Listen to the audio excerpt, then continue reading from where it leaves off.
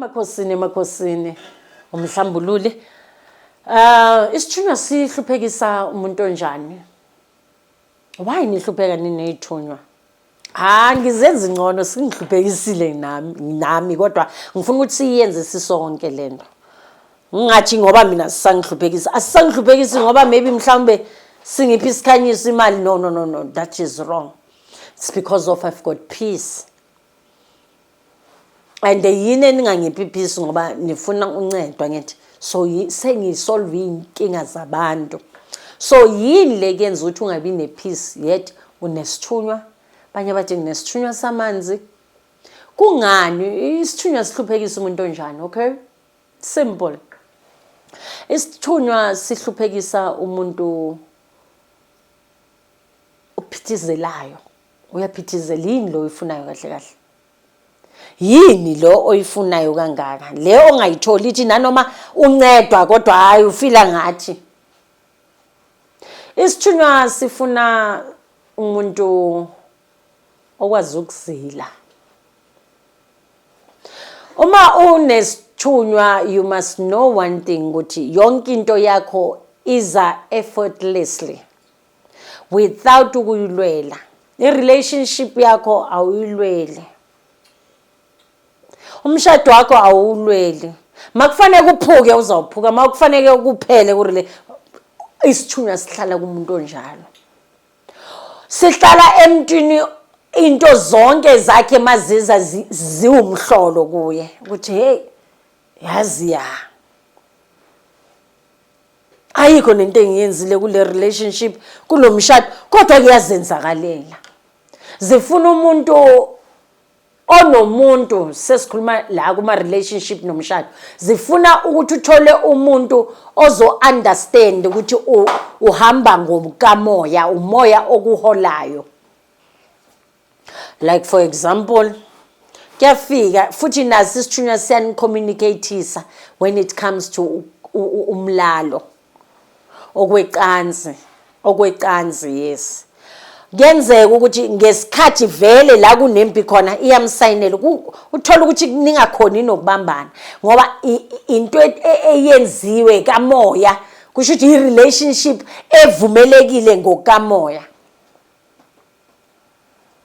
Ngoba awuhlupheki, angeke uthole umuntu alwa nje asilalane manje ngifuna manje hayi ngisenzilweni seniyalwa hayi akusiyena. So isithunywa sikuhluphekisa ngani? Ngoba nikuma wrong relationship nama wrong marriages. Kodwa umuntu wesifazane ngiblame abakini. Namhlanje kwamele ulungise impande yakini la uzalwa khona ebukhweni. Ngihlezi ngiagainst yona ukuthi bakekeleni bakubona ukuthi unobizo lapha kini. Sozofuna ukufaka ubuhlalu ngapha, sozofuna ukuthi manje somthandazeli ngapha.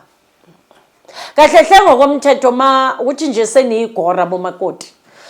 Abomakoti bamanje babigoro. Amadoda alandela einkonzweni zabo, amadoda awakhonzi, sekahamba inkonzo, sekahamba inyanga yomfazi. Hayi amanyala lento eniyenzayo. Amanyala lento eniyenzayo. Makoti kwamele athobela umthetho wangapha without ukuthi sithi maybe uyagcilazwa no. Abomakoti namhlanje bafuna ukulayita impepho ebukhweni. Amanyala mani lawo. Bafuna ukugqokana namabhayi nani. Uyazi ngiyawisha ukuthi abazali bangayibona lento so sizokuhluphekisa kanjalo ungayikude nale. Yabona abakini mabafe abakhongi ababuyele bawucela ubatshele wena mntanabo wena mfazi womuntu bacela ukuthi yazi bomalume njoba sengihlupha umoya manje ngicela nizongicela ukuthi ngihlale nanoma u3 months ukuthi ngizolungisa ezasekhaya ngoba ziyangihlupha. Fair enough. Niyahamba niyocela so that ihambe ngenhlonipho. Awukwazi ukuzidecide ukuthi ngihlupha umoya. Bathanda ngizoyenza mina. Akuyenza njalo. Sizokuhluphekisa. Isithunywa kanjalo. Ngeke ngikhulume ngomuntu wesilisa. Umuntu wesilisa unemvumo yokuthi ayenze nanoma yini. Kodwa kukhona abantu besilisa abanesithunywa abahlukumezwa abantu besifazane. Ngoba umuntu wesifazane bazitshela ukuthi bazi yonke into. I guess umuntu wesifazane wazalwa yisithunywa yena self. Nokubanceda amakhaphula ayisogolisa amakhaphula. Umuntu wesifazane uyena unkosikazi wakho akazi nix yime ngintshela ukuthi niyenzani namhlanje kodwa yena zenza umaxhoso. Baningi abantu besilisa namhlanje abafunayo ukwenza izinto zikamoya kodwa umuntu wesifazane azenze ngathi uyena uphezulu kunazo zonke. So kuningi okenzakalayo isithunywa sikuhluphekisa ngezinto eziningi. Amaphupho kakhulu ni believer and also nithembe emaphupheni nabantu besithunywa. Fine lento bengisho ngithi sizokuphuphisa isikhali sikuphuphiseni kodwa ke wonke lo muntu lo uzokutshela ukuthi lesikhali lesi ukhulekela noma yini ngalesikhali anaso.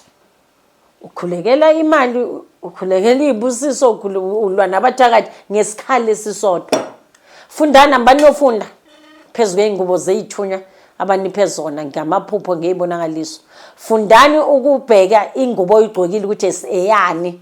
Xumanani nezingubo zikamoya kuqala ngoba sizokuhluphekisa izokuhluphekisa ingubo nesikhali ongazazi ukuthi ezani.